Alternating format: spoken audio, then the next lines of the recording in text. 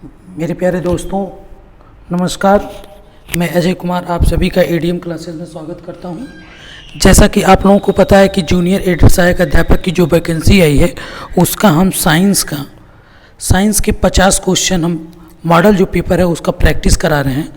इस प्रैक्टिस कराने से पहले हमने जो अनिवार्य विषय का जो सब्जेक्ट है, जो सिलेबस है, उसको हमने यहाँ पर दिखाया हुआ है, आप देख सकते हैं।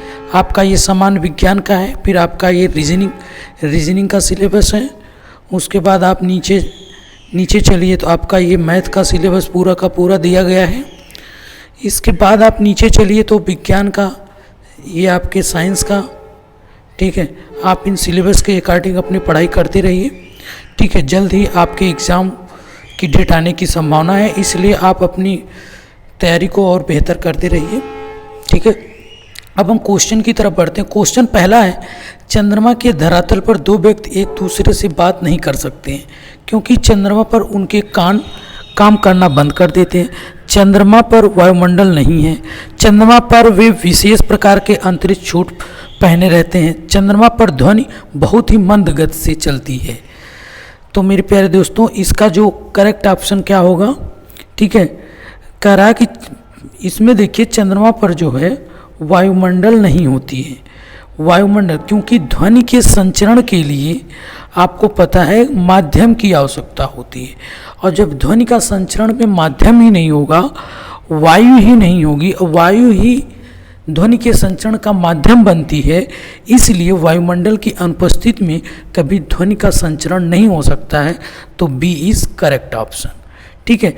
आपको बताना है, आपसे ये पूछा जा सकता है कि चंद्रमा पर किसी वस्तु का भार क्या होगा, तो आपको पता है कि गुरुत्वाकर्षण जो जी होता है वो चंद्रमा पर पृथ्वी के गुरुत्वाकर्षण जी का 6ठा भाग होता है, ठीक है।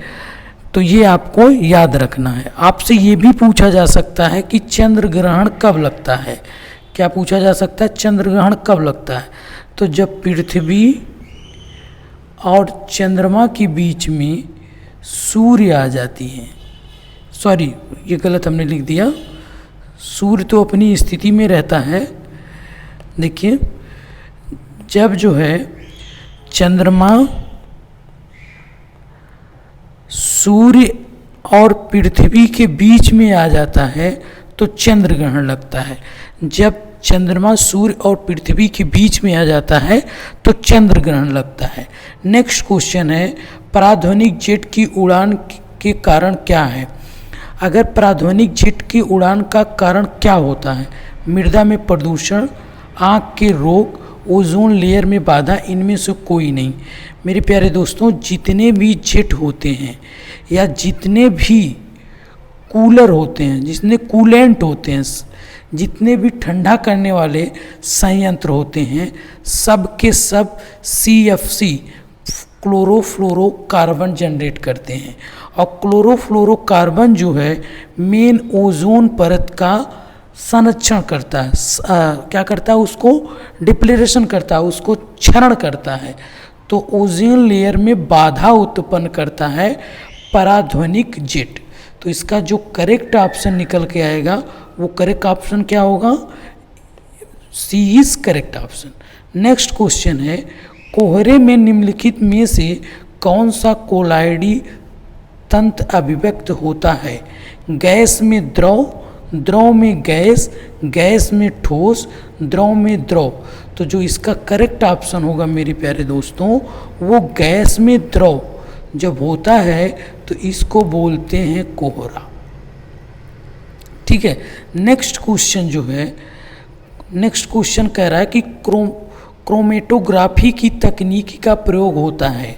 पहला, पदार्थों के नामकरण करने में, पदार्थों के संरचना निर्धारण में, रंगीन पदार्थों के प्रभाजी आसवन में, एक मिश्रण से पदार्थों को अलग करने में। तो जो मेरे प्यारे दोस्तों क्रोमेटोग्राफी होता है, ये काम करता है कि किसी भी मिक्सर से पदार्थ को अलग करता है। उनमें क्या करता है, मटेरियल को अलग करने का काम करता है।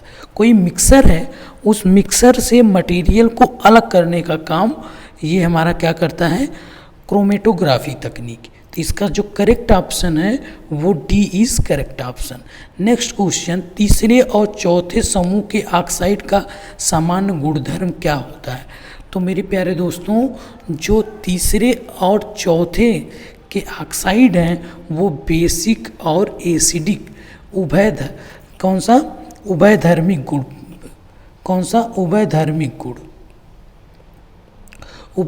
गुण व्यक्त करते हैं। कौन से? तीसरे और चौथे एसिडिक और बेसिक नेचर व्यक्त करते हैं। ठीक है, इसका करेक्ट ऑप्शन क्या होगा? ए।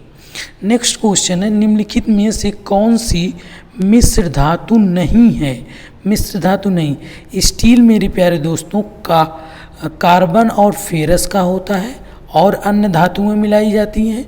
पीतल मेरे प्यारे दोस्तों कॉपर प्लस जिंक होता है और ब्रॉन्ज मेरे प्यारे दोस्तों कॉपर प्लस टिन होता है।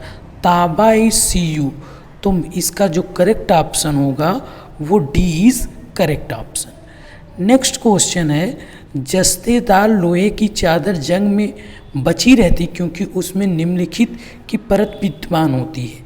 आपको पता है कि जंग रोधी बनाने के लिए, क्या बनाने के लिए? जंग रोधी बनाने के लिए हम गैल्वेनाइजेशन करते हैं और इसमें मेरे प्यारे दोस्तों जिंक का, जिसे हम यसद कहते हैं, यसद की परत चढ़ाते हैं। ठीक है, तो इसका करेक्ट ऑप्शन क्या होगा? यसद, जिंक। तो C is correct option. Next question है, निम्नलिखित में से किसने भारी पानी की खोज की थी? भारी पानी को पहले जानिए D2O कहते हैं। क्या कहते हैं? D2O। और इसको मेरे प्यारे दोस्तों हम परमाणु बम में हम किसका प्रयोग करते हैं?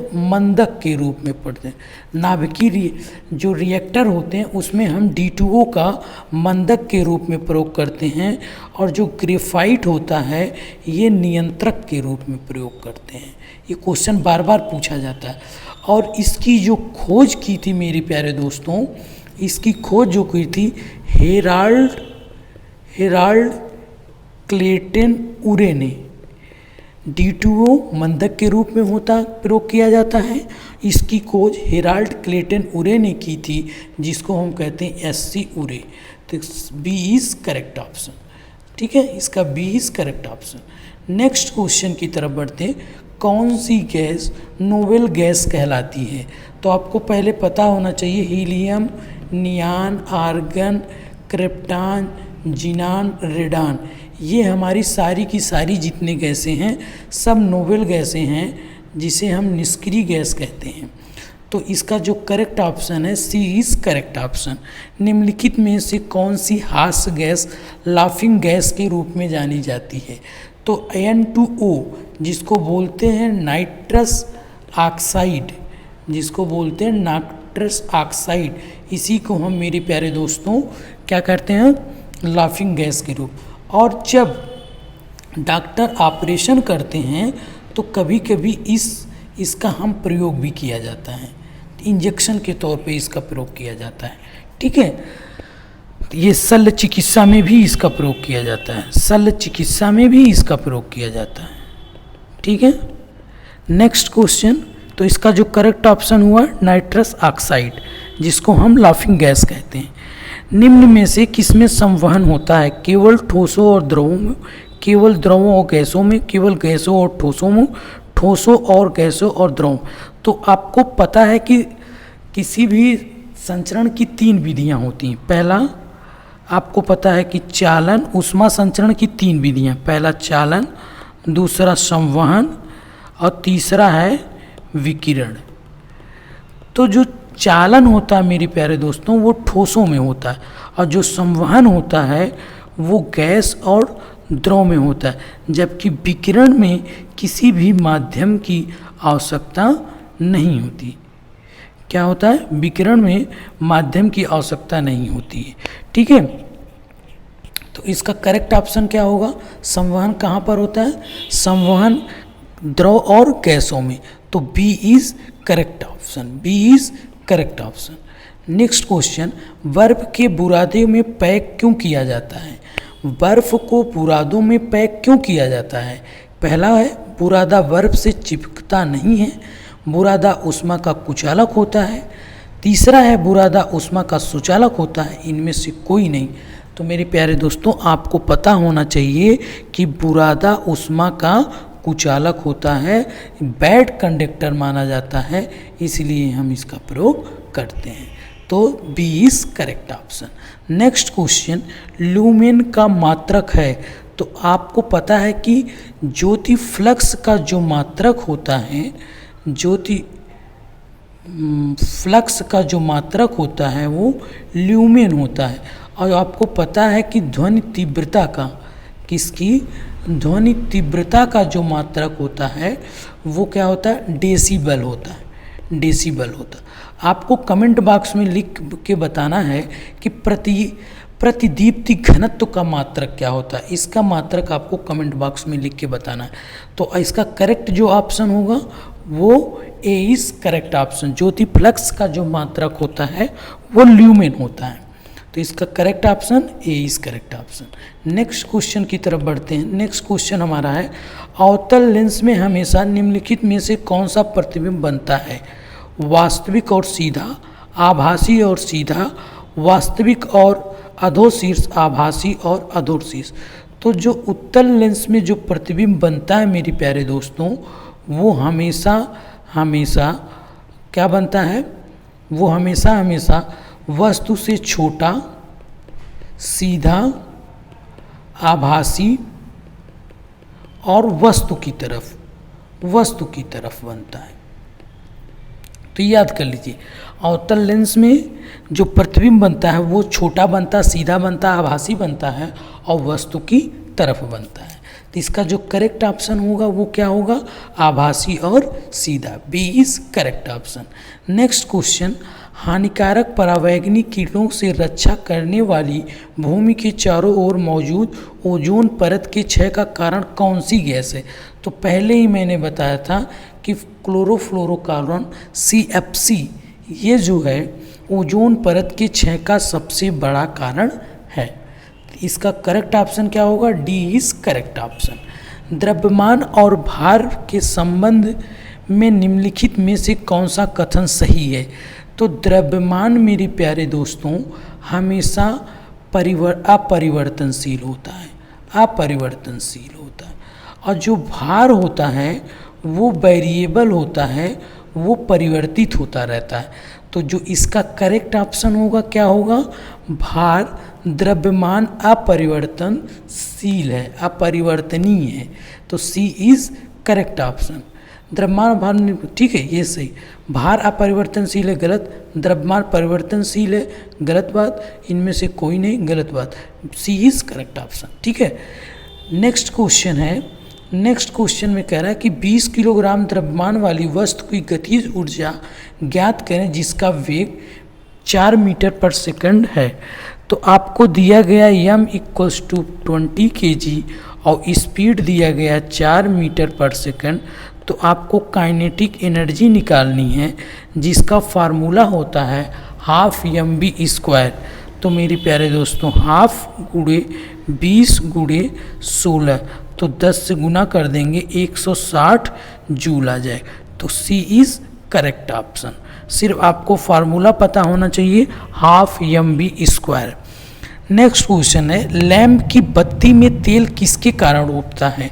तो आपको पता होना चाहिए कि कैपिलरी जिसको बोलते हैं केशिकत्व, जिसको बोलते हैं केशिकत्व की घटना के कारण या केशिकी घटना के कारण जो हमारा लैंप की बत्ती में तेल ऊपर उठता है।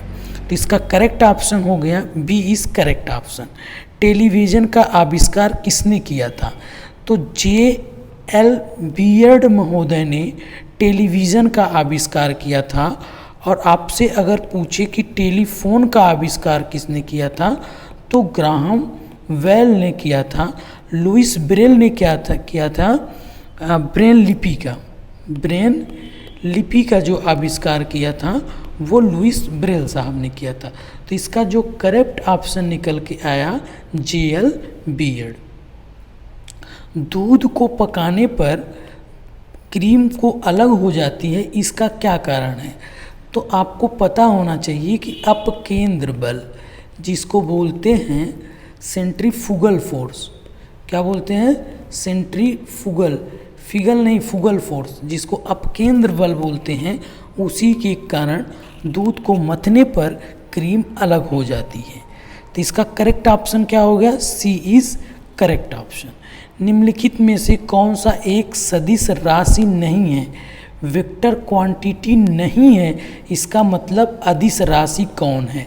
आपसे पूछ रहा है कि अदिश राशि कौन है।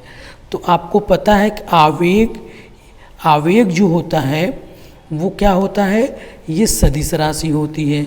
और बल आघूर्ण torque tau equals to F into D, ये भी क्या है? हमारा सदिश राशि है। विस्थापन भी सदिश राशि है। तो जो गति है, स्पीड जो है अदिश राशि है। अगर यहीं पे अगर कहा होता वेग, तो वेलोसिटी जो होती है मेरे प्यारे दोस्तों, वो सदिश राशि होती है। तो इसका जो करेक्ट ऑप्शन निकल के आया, डी इज करेक्ट ऑप्शन। निम्नलिखित में से कौन सा चंद्रमा के गुरुत्वाकर्षण के बारे में सही है? तो आपको पता होना चाहिए कि चंद्रमा का जो गुरुत्वाकर्षण बल होता है वो पृथ्वी के गुरुत्वाकर्षण बल का 1/6 भाग होता है। तो A is correct option. Next question है कि निम्नलिखित विद्युत और विद्युत के बीच लिंक की खोज किसने की थी? मैक्सवेल ने, डीजल ने, माइकल फैराडे ने, वोल्टा ने। तो माइकल फैराडे साहब ने विद्युत और चुंबकत्व के बीच लिंक की खोज की थी। इसका करेक्ट ऑप्शन क्या हो गया? सी। नेक्स्ट क्वेश्चन है, निम्नलिखित में से सबसे अच्छा इंसुलेटर कौन सा है? लकड़ी, कपड़ा, कागज, कांच। सारे के सारे इंसुलेटर दिए गए हैं, सारे के सारे कुचालक हैं, ठीक है। तो आपको बताना सबसे अच्छा कौन होगा। तो कांच मेरे प्यारे दोस्तों सबसे अच्छा कुचालक माना जाता है। नेक्स्ट क्वेश्चन है, सिलिकॉन क्या है? सिलिकॉन क्या है? पहला अर्धचालक, कुचालक, विद्युत रोधक, चालक। तो आपको पता होना चाहिए कि सिलिकॉन, जर्मेनियम, ठीक है, और आर्सेनिक। कौन सा? आर्सेनिक।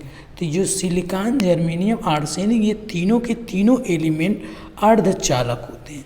तो इसका करेक्ट ऑप्शन क्या हो गया? A is correct option. Next question, एक विशेष कार्य करने वाले समान कोशिकाओं के समूह को क्या कहा जाता है? तो ऊतक कहा जाता है। क्या कहा जाता है? ऊतक कहा जाता है। आपको पहले पता होना चाहिए कि कोशिका से मिल करके हमारा क्या बनता है? ऊतक। और ऊतक से मिल करके अंग, अंग से मिल करके मेरे प्यारे दोस्तों अंग तंत्र का निर्माण करते। तो ये हमारा क्या हो गया? ये एक सीरीज है, कोशिका से ऊतक, ऊतक से अंग, अंग से अंग तंत्र। इसका करेक्ट ऑप्शन ए हो गया। पौधे की किस भाग को केसर के रूप में इस्तेमाल किया जाता है? तो मेरे प्यारे दोस्तों जो वर्तिका और वर्तिकाग्र होता है, हम इसी को हम पौधे के वर्तिका और वर्तिकाग्र भाग को हम केसर के रूप में इस्तेमाल करते हैं। बाह्य दल का उपयोग हम केसर के रूप में नहीं करते, पंखुड़ी का हम नहीं करते, पुंकेसर का हम नहीं करते। आपको बताना है कि चाय और कॉफ़ी में हम पौधे के किस भाग का उपयोग करते हैं, ठीक है। नेक्स्ट क्वेश्चन है, बुलबिल्स किस में भाग लेते हैं? तो लैंगिक जनन, कायिक जनन, खाद्य बंधारण, श्वसन। तो बुलबिल्स मेरे प्यारे दोस्तों ये कायिक जनन के द्वारा होते हैं। यह एक प्रकार का मतलब जो सौंदर्यीकरण पौधा होता है। कौन सा होता है? सौंदर्यीकरण पौधा होता है, ठीक है। और ये कायिक जनन के माध्यम से इनका विकास होता है। नेक्स्ट क्वेश्चन है, निम्नलिखित में से कौन सा पादप कीटभक्षी नहीं है? पहला नेफ्थनीज, जिसे बोलते हैं खटपर्णी, यूट्रिकुलेरिया, ड्रोसेरा, कस्कुटा। तो कस्कुटा का और एक नाम है मेरे प्यारे दोस्तों अमरवेल। क्या नाम है? अमरवेल। तो अगर अमरवेल आपको पता है कि यह क्या है? परजीवी है, ठीक है। तो कि पादप कीट भक्षी नहीं है, तो ये पादप कीट भक्षी नहीं है, ये अमरवेल। तो करेक्ट ऑप्शन क्या हो गया? अमरवेल। ठीक है। जल बिंदुओं के रूप में जल की हानि क्या कहलाती है? जल बिंदुओं के रूप में जल की हानि क्या कहलाती है? श्रवण, वाष्पोत्सर्जन, वाष्पीकरण, बिंदु स्राव। तो करेक्ट ऑप्शन क्या होगा? बिंदु स्राव। ठीक है। नेक्स्ट क्वेश्चन, प्रकाश वोल्टेज सेल होते हैं, पहला सौर सेल, दूसरा thermal cell, molar cell, sulphur cell. तो प्रकाश वोल्टेज सेल मेरे प्यारे दोस्तों सौर सेल होते हैं, ये ए इज करेक्ट ऑप्शन। भारत का प्रथम परमाणु ऊर्जा केंद्र कौन सा है? तो आपको पता होना चाहिए कि भारत का प्रथम परमाणु ऊर्जा केंद्र तारापुर परमाणु ऊर्जा केंद्र है, जो कहाँ पर स्थित है? महाराष्ट्र में। और आपसे पूछे कि BARC जिसको बार्क बोलते हैं, ये भी मेरे प्यारे दोस्तों महाराष्ट्र ट्राम्बे में है। कहाँ पर है? ट्राम्बे में है। और इसके जो हैं जनक माने जाते हैं होमी जहांगीर भाभा। ठीक है। नरोरा उत्तर प्रदेश में है। अगर आपसे पूछे कैगा कहाँ पर है, तो कैगा मेरे प्यारे दोस्तों कैगा कहाँ पर है? कैगा हमारा कर्नाटक में है। अगर आपसे पूछे कि रावत भाटा कहाँ पर है, तो आप कहेंगे राजस्थान में है। अगर आपसे पूछे कि कलपक्कम कहाँ है, तो आप कहेंगे कलपक्कम हमारा तमिलनाडु में है। ठीक है। अगर पूछे ककरापारा कहाँ है, कौन सा? ककरापारा, तो आप कहेंगे ये हमारा है गुजरात में। अगर पूछे कुडनकुलम कहाँ है, तो हम कहेंगे ये हमारा तमिलनाडु में। तो सब के सब आपको याद होने चाहिए। अगर पूछ ले कि नरोरा उत्तर प्रदेश, तारापुर महाराष्ट्र, रावत भाटा राजस्थान, कैगा कर्नाटक, कलपक्कम तमिलनाडु, ककरापारा गुजरात, कुडनकुलम तमिलनाडु, सब आपको इस तरह से याद होने चाहिए। पृथ्वी के चारों ओर गैसों के समूह को क्या कहते हैं? तो गैसों के समूह को वायुमंडल कहते हैं। Next question, green peas international का मुख्यालय अवस्थित है। तो आपको पहले पता होना चाहिए कि ग्रीन जो पीस इंटरनेशनल है मेरे प्यारे दोस्तों, ये हमारा इसका जो है 1971 में पर्यावरण संरक्षण के लिए इसकी स्थापना की गई थी। और इसका जो हेडक्वार्टर है वो एम्स्टर्डम में, जिसको हम नीदरलैंड देश में है। ठीक है, इन्हें नीदरलैंड में। ठीक है। तो इसका करेक्ट ऑप्शन क्या होगा? ग्रीन पीस एम्स्टर्डम नीदरलैंड में। कहाँ पे? नीदरलैंड में। ए इज करेक्ट ऑप्शन। ठीक है। नेक्स्ट क्वेश्चन, निम्नलिखित में से पारिस्थितिकी तंत्र में कौन सा एक जीवी संघटक नहीं है? तो पूछ रहा है कि जीवी जो पारिस्थितिकी तंत्र है उसमें एक जीवी संघटक नहीं है। वायु, वनस्पति, जीवाणु, जानवर। तो इन जो चारों ऑप्शन दिए गए हैं, वायु इसमें एक जीवी संघटक नहीं है। तो इसका करेक्ट ऑप्शन क्या होगा? A is correct option. Next question है कि ट्रैफिक सिग्नल में लाल प्रकाश प्रयुक्त होता है क्योंकि इसकी तरंगदैर्घ्य की लंबाई सर्वाधिक होती है, वह सुंदर होता है, या खराब रोशनी वालों को भी दिखाई देता है। उक्त कारणों में से कोई नहीं। तो आपको पता होना चाहिए कि जो लाल रंग होता है इसकी जो तरंगदैर्घ्य होती है वो सबसे अधिक होती है। क्या होती है? सबसे अधिक होती है। और आपको पता होना चाहिए कि तरंगदैर्घ्य अगर किसी चीज़ की अगर प्रकीर्णन है, तरंगदैर्घ्य में किसका संबंध है? अपोजिट का संबंध है। मतलब अगर तरंगदैर्घ्य बढ़ेगा तो प्रकीर्णन कम होगा, फैलाव कम होगा। ठीक है, ये संबंध भी आप जानते रहिए। तो इसका ए इज करेक्ट ऑप्शन। स्पष्ट दृष्टि की जो न्यूनतम दूरी है वो 25 सेंटीमीटर है और अधिकतम मेरे प्यारे दोस्तों इनफाइनाइट है। ठीक है। निम्न में से कौन सा यांत्रिक तरंग है? यांत्रिक तरंग का मतलब हुआ जिसके संचरण के लिए माध्यम की आवश्यकता होती है। ठीक है, तो रेडियो तरंग के लिए माध्यम की आवश्यकता नहीं, एक्स तरंगों के लिए माध्यम की आवश्यकता नहीं, ये सारी की सारी विद्युत चुम्बकीय तरंगे प्रकाश तरंगे, जबकि ध्वनि तरंग कैसी तरंग है? ये यांत्रिक तरंग है। ठीक है, इसी को हम बोलते हैं अनुदैर्घ्य तरंग। कौन सी तरंग? अनुदैर्घ्य तरंग। ठीक है, चमगादड़, नेक्स्ट क्वेश्चन जो है, चमगादड़ अरहेदी रातों में उड़ सकते हैं और अपना शिकार भी कर सकते हैं। इसका कारण है उनकी आँखों के तारे बड़े होते हैं, उनकी रात्रि दृष्टि बहुत अच्छी होती है। प्रत्येक चिड़िया ऐसा कर सकती है। वे पराध्वनिक तरंगें निकालते हैं और उन्हीं के द्वारा निर्देशित होते हैं। तो मेरे प्यारे दोस्तों, ये जो करेक्ट ऑप्शन होगा डी इज करेक्ट ऑप्शन। जो चमगादड़ है वो पराध्वनिक निकालते हैं और उसी के द्वारा वो निर्देशित होते हैं। तो डी इज करेक्ट ऑप्शन। ठीक है, नेक्स्ट क्वेश्चन, डायनमो परिवर्तित करता है। तो आपको पता होना चाहिए कि डायनमो यांत्रिक ऊर्जा को किस में परिवर्तित करता है? विद्युत ऊर्जा में परिवर्तित करता है। तो इसका करेक्ट ऑप्शन क्या होगा?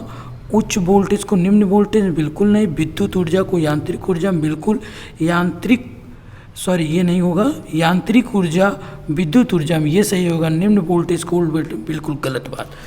तो आपको पता होना चाहिए कि जो डायनमो होता है वो यांत्रिक ऊर्जा को विद्युत ऊर्जा में परिवर्तित करने का काम करता है। नेक्स्ट क्वेश्चन है, बायोगैस में मुख्यतः होते हैं। तो आप समझ लीजिए, यहाँ पे कार्बन डाइऑक्साइड और हाइड्रोजन एवं मीथेन, कार्बन डाइऑक्साइड एवं मीथेन, हाइड्रोजन एवं ऑक्सीजन। तो मेरे प्यारे दोस्तों, जो बायोगैस होती है उसमें हमारा CO2 प्लस मीथेन पाया जाता है। तो इसका जो करेक्ट ऑप्शन होगा वो क्या होगा? कार्बन डाइऑक्साइड और methane. C is correct option. निम्न में से पौधों में नाइट्रोजन प्राप्त करते हैं वह है। आप बताइए कि जिस रूप में पौधे नाइट्रोजन को प्राप्त करते हैं वह क्या है? वह नाइट्रेट के रूप में। पौधे हमेशा नाइट्रोजन का प्रयोग नाइट्रेट के रूप में करते हैं। ये हमेशा याद कर लीजिए, पौधे हमेशा नाइट्रोजन को नाइट्रेट के रूप में उपयोग करते हैं। तो निम्नलिखित में से कौन सी मछली नहीं है? तो मेरे प्यारे दोस्तों, कुछ जो समुद्री जीव हैं वो मछलियों के नाम पर रखे गए, जैसे स्टार फिश हुआ, उसके बाद आपका सिल्वर फिश हुआ। ठीक है, स्टार फिश हुआ, सिल्वर फिश हुआ, उसके बाद आपका कैटल फिश हुआ, ये कैटल फिश हुआ। ठीक है, उसके बाद आप चले आइए, रेजर फिश हुआ,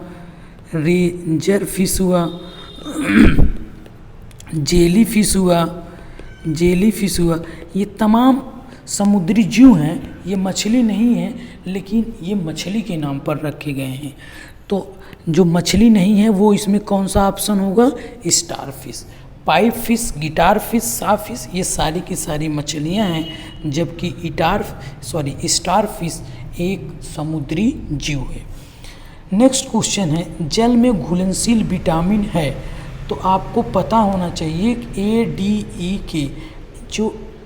ADE के अडेक जो मेरे प्यारे दोस्तों, ये जल में घुलनशील नहीं है, जबकि B और C विटामिन जल में घुलनशील है। तो इसका करेक्ट ऑप्शन क्या होगा? B is correct option. ठीक है, विटामिन C जल में घुलनशील है। नेक्स्ट क्वेश्चन, क्लोरोफिल निम्न में से कौन सा तत्व पाया जाता है?